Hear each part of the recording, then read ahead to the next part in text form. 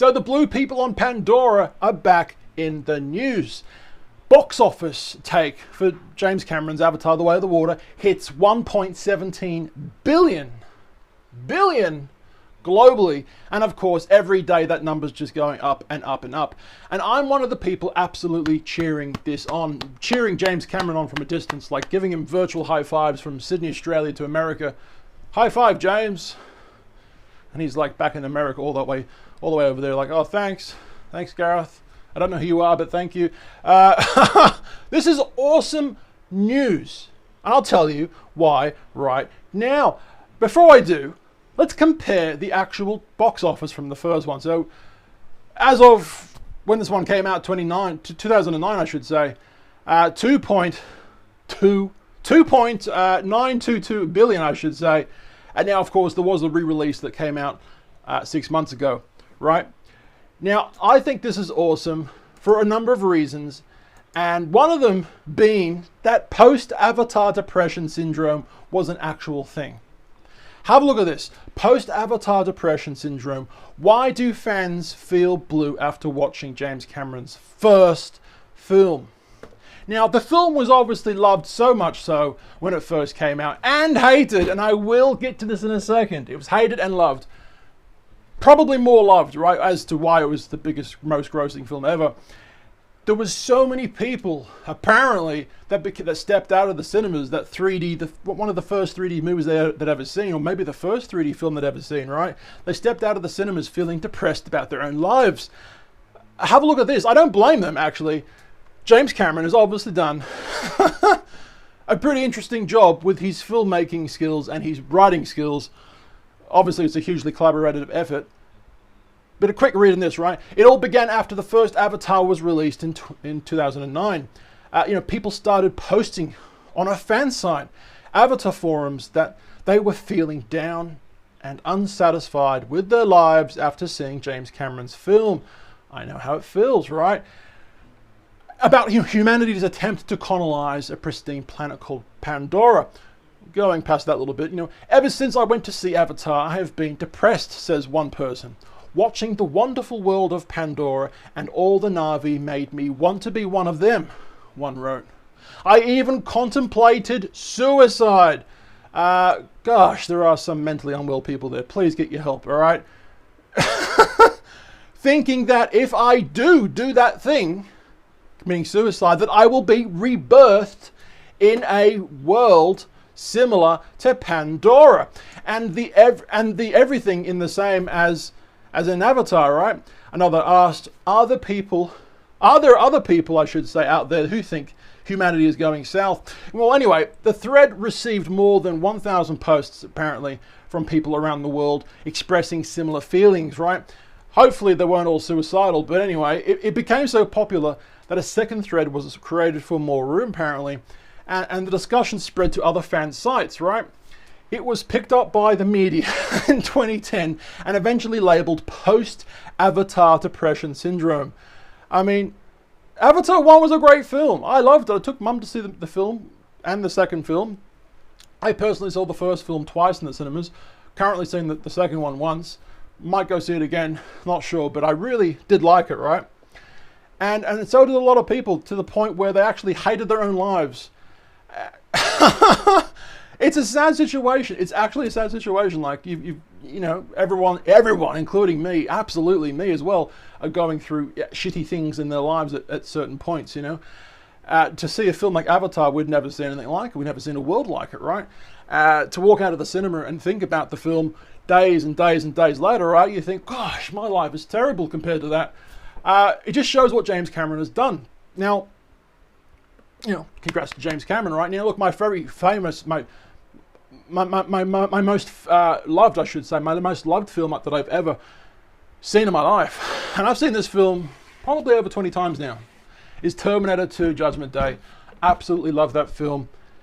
Truly spectacular film. It's got perfect amounts of action, perfect amounts of dialogue and love between John Connor and his mum, the mum Sarah Connor type situation. It's got horror elements. You are literally scared by what's happening. Your mouth drops open sometimes by what they were able to do with the special effects in 1990, for frick's sake. It still holds up today for some reason. The special effects that they did with Little Metal Man still looks amazing today. And the fact that everything else looks amazing as well is a tribute to actually filming things practically. But what's interesting about Avatar is that you can't do that. Everything is quite literally not there. Of course, the body movements and the speech is coming from the live actors, right? But the company that James Cameron has, I can't remember the name of it now, but he has a digital company that he owns or partly owns that are there and that exist purely to build movies and to progress the CG to a better state every year, right? They're doing obviously wonderful things. But then, of course, there's the other side of the situation, right? Why is James Cameron's Avatar so hated? James Cameron hits... We'll go back to that in a second. There's a whole list of this. Why is James Cameron's Avatar so hated? The amount of hate Avatar 2009 gets confuses me. There's whole threads about it. It's crazy, right? There's so many videos talking about this very subject. You've hated Avatar for 13 years. It's okay. I forgive you. 10 reasons why I hated Avatar. Everyone, not everyone, but a lot of people seem to hate this film and this thing. If you do, good. Just watch something else.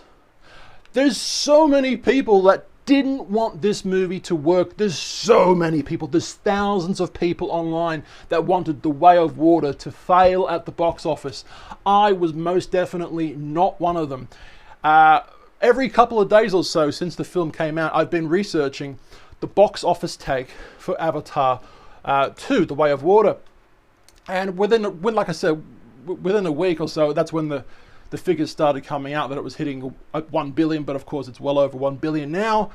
But going on to the last topic of today regarding Avatar, The Way of Water and the future films, right? James Cameron famously said, you may have heard, that this film, Avatar, The Way of Water, needs to reach 2 billion to be profitable.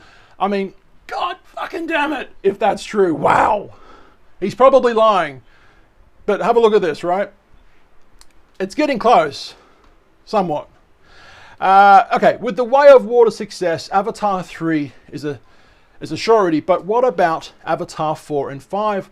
Well, James Cameron has already shot the next one, 3, but the filming of Avatar 4 and 5 is yet to happen. Now, considering that The Way of Water had a production budget of 460 million, the 4th and the 5th installments became doubtful. Especially if The Way of Water didn't do any good, right? No one's going to be watching 4 and 5 because it's not going to be made, right? So the 4th and the 5th installments became doubtful. But what probably won't be the case if The Seed Bearer or Avatar 3 repeats Avatar 2's success. Not too sure what they mean by that. What do they mean by that? But that probably won't be the case. Anyway, going down. Now, Avatar, The Way of Water. To enter the $1 billion club to break even, but it will go way beyond that. It obviously is at the moment. If The Seed Bearer, which is the 3rd one, also has a strong story and a similar reception, only then would Disney like to invest in Avatar 4 and 5. So for now, James Cameron has brought some bad news from those looking forward to Avatar. It looks like it could be delayed. Avatar 4 and 5 looking to potentially be delayed. I think it's ridiculous. They should obviously start filming this now. There is a lot of people interested in this IP. 2 Avatar films, both reaching over $1 billion, is a fantastic fucking number. No matter how you look at it, it's fantastic. They've even got a Disneyland ride. Disneyland, or is it possibly the Animal Kingdom? Disney's Animal Kingdom in Florida, possibly.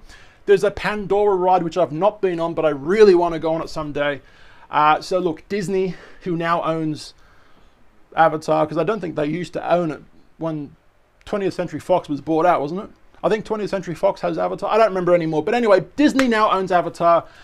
They've invested a lot of money, billion probably dollars, into this ride of theirs, right? So it would make sense to just push the IP for as far as they can, as long as the story is good, right? As long as you're not pushing out shit that's just like, oh, it's pretty, but it's shit. As long as it's not that, right? As long as it's pretty and awesome story-wise, that would be great. Now, there's one thing I wanted to say about Avatar's baddie, Kurich. I can't remember his name right now. How do I say it properly? Kurich. Anyway, I reckon he could turn good. The big nasty naval guy who turned into a blue man group. They drum in the blue round group. I reckon he could turn good, because in Terminator 1, Arnold Schwarzenegger was a badass Terminator who killed everyone. In Terminator 2, James Cameron completely flipped that around. Arnold Schwarzenegger was the good guy, and not only that, he never even killed one human being in that movie. Strange, but it's true, and the movie is amazing. Absolutely incredible, right? So I think Avatar's bad guy could be seeing the blue light, potentially. You like what I did there with the blue light? He could see the nature for what it is, the spiritual loveliness. Gosh, what am I sounding like right now? He could see it and think, you know what? I'm going to change against humanity. I'm going to turn my thought pattern around. Eventually, he will most likely die. He will be killed eventually. But my opinion is that he may actually be turned to the light side as opposed to the dark side. What do you guys think about this Avatar situation? Are you hoping it's a winning situation, or do you want it to absolutely fail? Let me know in the comments down below on both those channels, those social medias, at Tallboy Gareth. I've been Tall. My name's Gareth, and I'll see you, beautiful people, for tomorrow's video. Or the next day, or the next day after that. So.